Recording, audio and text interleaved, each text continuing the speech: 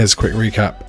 We had a lovely little life in Barcelona, Spain with our 2 kids, and because we're idiots, we packed everything into 2 big boxes and decided to fly to Thailand to see what it was like. We rocked up in Hua Hin for a week, didn't rate it for kids. Then we ended up in Phnom for Susie's birthday, had a really nice time, but again, no good for kids.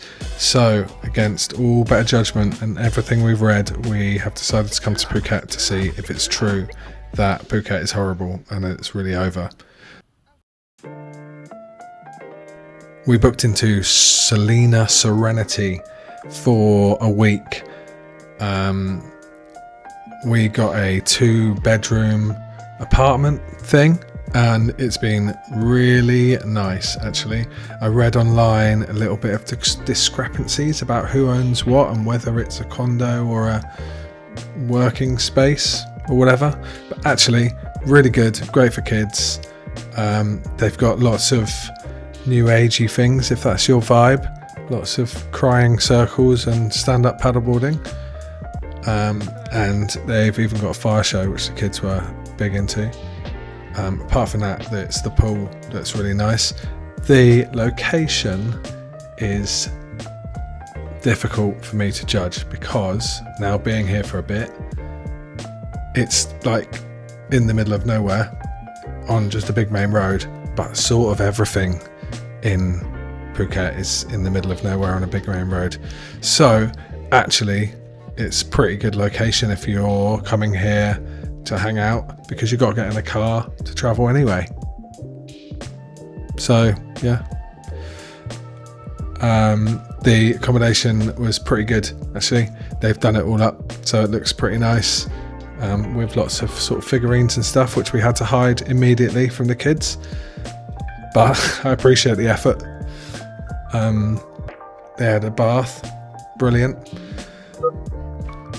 And there is a really good restaurant just across the road, which I would highly recommend as maybe top 10 in Rawai.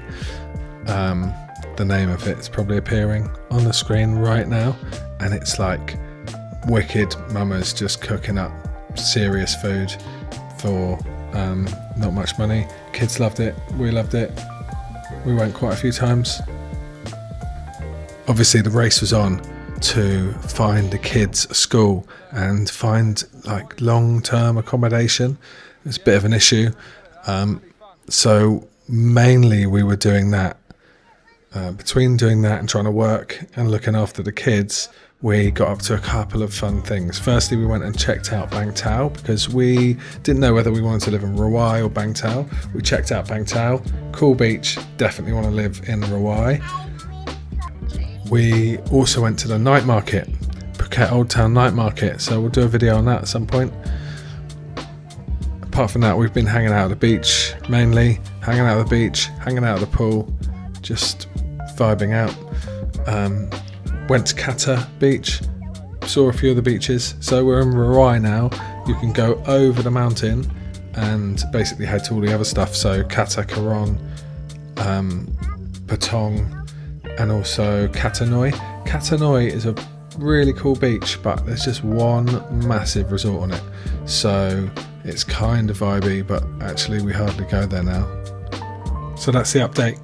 Next move is to find somewhere to live because we're waxing money on hotels and we're going to run out at some point. And also find the kids to school because they need some mates, they need stuff to do in the day. They can't just laze about on the beach all day, even though they would love to. Also, just top tip for families with young kids: if you come into Rawai, especially if it's raining, rainy season is approaching, you can go to Rawai Park. It's a bit of a vibe. It's about 350 baht for a kids ticket, and it's got a big pool, foam party if the weather's good, and otherwise they've got like soft play indoors and I think like a trampoline zone if your kid's over 4. So yeah, top tip, that's worth checking out.